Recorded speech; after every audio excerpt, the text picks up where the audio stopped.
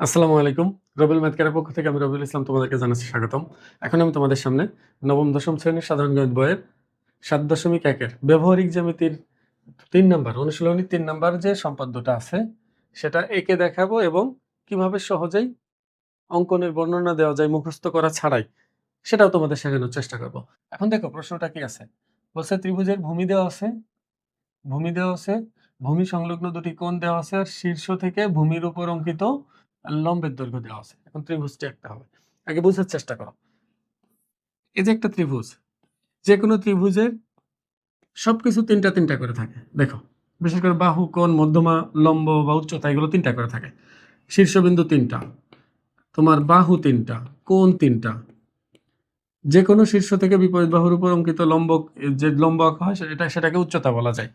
তাহলে এটাকে উচ্চতা বলা যাবে, এটাকে উচ্চতা বলা যাবে। কিন্তু আমি যদি এটাকে ভূমি বলি, দেখো এটাকে যদি ভূমি বলি তাহলে এটা উচ্চতা ধরে আমাকে কাজ করতে হবে। আর যদি এটাকে ভূমি বলি তাহলে এটাকে উচ্চতা ধরে কাজ করতে হবে। আর যদি বলি এটা ভূমি তাহলে এটাকে উচ্চতা বিবেচনা করে আমাকে কাজ করতে হবে।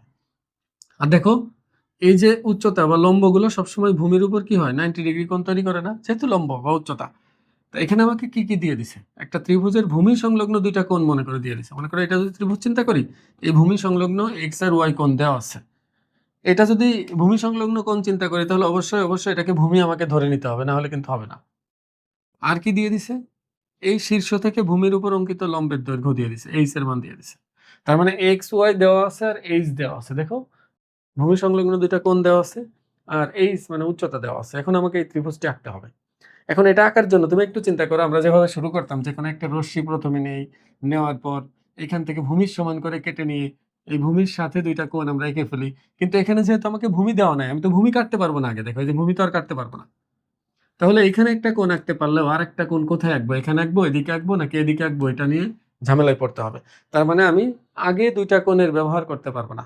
আগে আমাকে উচ্চতার ব্যবহার করতে হবে, তারপর কোণ দুইটা আঁকার ব্যবস্থা করতে হবে। সরাসরি কোণ আঁকতেও পারবো না। তুমি একটু একটা জিনিস খেয়াল করো, উচ্চতা তো আমার জানা আছে। দেখো, আমি ইচ্ছা করলে কি যে কোনো রশ্মি এরকম লম্বা করে নিয়ে উচ্চতার সমান করে কাটতে পারবো না এখানে? এখন দেখো, এটা 90 ডিগ্রি কোণ। ভালো করে লক্ষ্য করো। এই যে এখান থেকে এটুকু যদি এইচ হয়, এটা কিন্তু ভূমিটার 90 ডিগ্রি কোণে এভাবে সেট করে চলে গেছে। তাহলে আমি যদি বলি যে আচ্ছা এটা হলো এক্স, এটা হলো ওয়াই, মনে করো দুইটা কোণ আমার জানা আছে আর এটা হলো উচ্চতা এইচ জানা। তা আমি যদি প্রথমে এইভাবে নিয়ে নেই, দেখো যে কোনো একটা রশ্মি মনে করো আমি নিয়ে নিলাম। নিয়ে এই যে এইচটা আছে না, এইচ এর সমান করে মনে করো এখান থেকে একটা অংশ কেটে নিলাম এইচ এর সমান। এখন আমি তো জানি ভূমি যেটা আছে এর এইভাবে চলে যায়, তার থেকে আমার ভূমির অংশ কাটা হবে। তাহলে আমি যদি এখানে লম্ব আঁকি, দেখো তো লম্ব যেভাবে আঁকতে হয় আর কি, আমি এঁকে দেখাবো। এটা মনে করো, তাহলে এই বাহুটা পেয়ে গেলাম না আমি? আবার এই কোণটা, এই যে লম্ব, এই লম্বর যদি আমি এখানেও আঁকি বা কোণের সমান কোণ আঁকি, যাই বলো না কেন, এখানেও যদি আঁকি, তাহলে এই দুইটা কি হবে, সমান্তরাল হবে না? দেখো, এই রেখাটা আর এই রেখাটা কিন্তু সমান্তরাল হয়ে যাবে তখন। তারপর আমি কি করব, এই যে এক্স কোণ এখানে দরকার না, আমি কি করব, এক্স কোণটা এটার সাথে আঁকবো। দেখো, এই যে এক্স কোণ আছে না, সেটা এই বাহুর সাথে আঁকবো। পরে মাঝখানে যতটুকু ফাঁকা আছে ততটুকু কাটবো আর কি। এবার এটা যখন যোগ করবো, দেখো এটা আমি এক্স এঁকেছি। দেখো, এটা এক্স হলে এটাও এক্স হয়ে যাবে, কারণ এই দুটো সমান্তরাল হওয়ার কারণে এবং এটা ছেদক হওয়ার কারণে এই দুটা কোণ একান্তর কোণ হয়ে যাবে। এই দুটো হয়ে যাবে একান্তর কোণ। আর একান্তর কোণ পরস্পর কি হয়, সমান হয়। ঠিক একই কারণে আমি যদি এটা ওয়াই এটার সাথে কেটে নেই, এখানে ওয়াই আঁকি, তাহলে এটা এমনি এমনি ওয়াই হয়ে যাবে। তাহলে দেখো, এই ত্রিভুজটি হয়ে গেছে। কিন্তু আমার যেটা দরকার ছিল সেই ত্রিভুজ কিন্তু উৎপন্ন হয়ে যাবে এখানে। তাহলে আমি এখানে এই পদ্ধতি অ্যাপ্লাই করব। এখন দেখো কিভাবে আঁকতে হয়, একটু মনোযোগ দিয়ে দেখো। শুরুতে একটা কথা বলে নি, দেখো এটা না একদম নিখুঁতভাবে মাপ নেওয়া যায় না, একদম 100% নিখুঁত হয় না। এর জন্য চিত্রটা অনেক সময় একটু কম বেশি হয়ে যেতে পারে। কিন্তু তুমি পদ্ধতিটা বোঝার চেষ্টা করো, বোঝার পর তারপর তুমি নিজের মতো করবে, দেখবে যে তোমারটা মিলে যাবে। এখন দেখো, তাহলে আমাকে উচ্চতা দিয়ে দিছে, এটা মনে করো উচ্চতা, আর ভূমি সংলগ্ন কোণ দিয়েছে, একটা কোণ নিব, এখানে একটা কোণ নিব, এই কোণ। আমি কিন্তু তোমাদের বলেছিলাম, দেখো আমরা যখন কোনো ত্রিভুজ অঙ্কন করব, যদি কোনো মাপ বলে না দেয়, তাহলে বাহুগুলোর দৈর্ঘ্য যখন নিব না, তখন আমার সুবিধা মতো নিব। বাহুর দৈর্ঘ্য যতটুকু নিলে সুন্দরভাবে আঁকা যায় অতটুকু নিব। কিন্তু কোণগুলো সবসময় চেষ্টা করব 60 ডিগ্রির কম বেশি আশেপাশে রাখা। একেবারে বেশি বড় কোণও নিব না, একেবারে ছোট কোণও নিব না। তো আমি এই দুইটা কোণ নিলাম, এটা 45 ডিগ্রি বা এটা 60 ডিগ্রির কাছাকাছি আছে।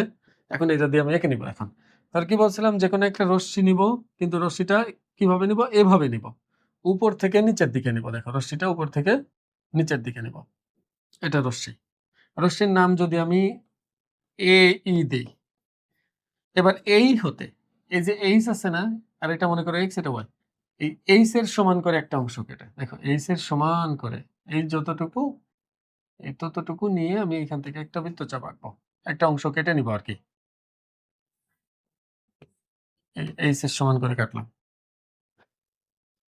এবার এখানেও লম্ব আঁকবো, এই বিন্দুতেও লম্ব আঁকবো, সমান্তরাল আঁকার জন্য আর কি।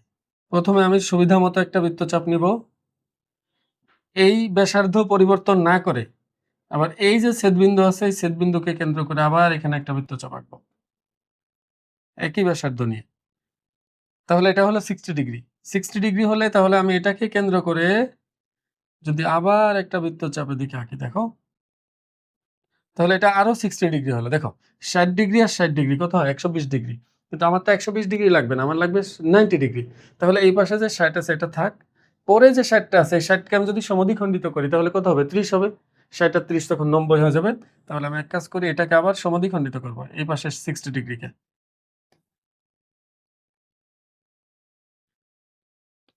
তো এদিকে বৃত্তচাপ একই মাপ নিয়ে এইখান থেকে বৃত্তচাপ, বৃত্তচাপ দুইটি যেখানে ছেদ করলো এটার সাথে এটা আমি এখন যোগ করে দিব। দেখো এটা যোগ করে অবশ্য উভয় দিকে বর্ধিত করব, এটা যোগ করে উভয় দিকে একটু বর্ধিত করে দিলাম, কারণ ওখান থেকে কোণ আঁকলে আবার এখানে ছেদ করা লাগবে, তো এই জন্য। এখন দেখো এখানে যে কোণটা আঁকলাম না লম্ব, ঠিক একই কাজ এখানে করব। তাহলে আমি কোণের সমান কোণ আঁকলেও তো হচ্ছে, মানে এই যে এই কোণের সমান করে কোণ আঁকলেও তো হবে। এই কোণের সমান করে আমি এখানে কোণ এঁকে দিই, এটা তো 90 ডিগ্রি কোণই, তাহলে আমি সরাসরি লম্ব আঁকাচ্ছে, কোণের সময় কোণের সমান কোণ আঁকলে আমার জন্য সুবিধা। তাহলে এই কোণের সমান করে কোণ আঁকি। কোণের সমান কোণ কিভাবে আঁকতে হয় জানো তো? চাপ নিতে হয় প্রথমে, পরে এই দুইটা ছেদবিন্দু আছে, এই ছেদবিন্দু দুইটার মধ্যবর্তী যে দূরত্ব আছে এটার সমান নিব। এটা এটাকে কেন্দ্র করে, এই যে এটাকে কেন্দ্র করে এবার এইখানে বৃত্তচাপটা আঁকি। তাহলে কি হবে? এটা আর এটা যদি আমি এখন যোগ করি তাহলে এটা সমান্তরাল হয়ে যাবে দুইটা।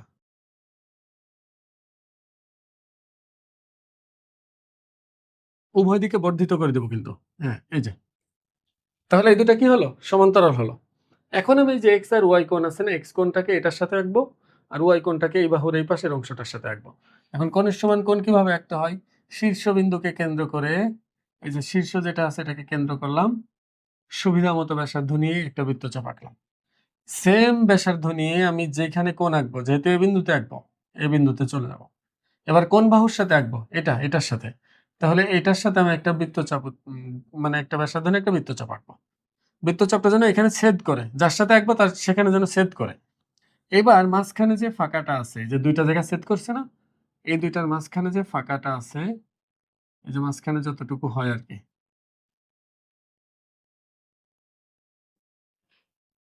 এইটার দূরত্ব নিয়ে, এখানে যেটা আছে এটার দূরত্ব নিয়ে এইখান থেকে একটা বৃত্তচাপ আঁকবো। এইখান থেকে একটা বৃত্তচাপ, এটা ছেদ করলো এখানে। এখন আমি এটা যোগ করবো, এটা এমনি যোগ করে দিলেও হবে, এই যে এটার সাথে এটা যোগ করে দিলেও হবে। তাহলে অলরেডি দেখো আমি এটা এক্স কোণের সমান করে রাখছি, তার মানে এটা সমান্তরাল ছিল, এইটা আর এটা একান্তর কোণ হয়ে যাওয়ার কারণে এটা অলরেডি এক্স কোণ হয়ে গেছে। এবার ওয়াই কোণের সমান করে এটার সাথে আঁকবো একইভাবে, মাত্র যেভাবে আঁকছি একইভাবে। শীর্ষবিন্দুকে কেন্দ্র করব, সুবিধা মতো ব্যাসার্ধ নিয়ে একটা বৃত্তচাপ, এখানে যে ব্যাসার্ধ নিয়েছি একই ব্যাসার্ধ নিয়ে একে কেন্দ্র করে আবার এদিকে বৃত্তচাপ, এদিকে বৃত্তচাপ। এবার এই মাঝখানে যে ফাঁকাটা আছে, এই দুইটার মধ্যবর্তী যে দূরত্ব, এই দূরত্বের সমান নিয়ে এইখান থেকে যেখানে ছেদ করছে, এইখান থেকে ওই বৃত্তচাপের উপর আরেকটা বৃত্তচাপ আঁকবো যেন দুইটা পরস্পর ছেদ করে। এই যে এটা ছেদ করছে এখানে। এবার আমি এটার সাথে এই ছেদ বিন্দু যেটা আছে এটা যোগ করে দেব। তাহলে এটা কার সমান করে আঁকলাম? ওয়াই এর সমান করে। তাহলে এমনি এমনি এটা ওয়াই হয়ে যাবে। দেখো, কারণ এই যে এটা একটা সমান্তরাল, এটা ছেদক, এই দুটো একান্তর কোণ। তাহলে এখানে এ বি সি একটা ত্রিভুজ আমি পেয়ে গেছি, খেয়াল করো। আর এটার নাম যদি আমি পি কিউ দেই, এটা যদি এম এন দেই, আর এটা তো ই দিয়েছি, আর এটার নাম দিলাম হলো ডি। তাহলে এখানে দেখো এ বি সি হলো সেই ত্রিভুজটি, যে ত্রিভুজটি আমি চাচ্ছিলাম। এখন শর্ত ছিল যে আমি এমন ত্রিভুজ আঁকবো যার উচ্চতা হবে এইচ আর ভূমি সংলগ্ন কোণ হবে এক্স এবং ওয়াই। দেখো আমি প্রথমে যে কোনো একটা রশ্মি এই থেকে এইচ এর সমান করে এডি অংশ কাটছি। এবার ডি বিন্দুতে পি কিউ লম্ব আঁকছি, পি কিউ লম্ব। তারপর পি কিউ এর সমান্তরাল করে এম এন আঁকছি, অথবা এভাবে বলতে পারো যে এ বিন্দুতে আবার এম এন লম্ব আঁকি। কেন? কারণ এই দুটা কোণ সমান হলে এই দুটা সমান্তরাল হয়ে যাবে।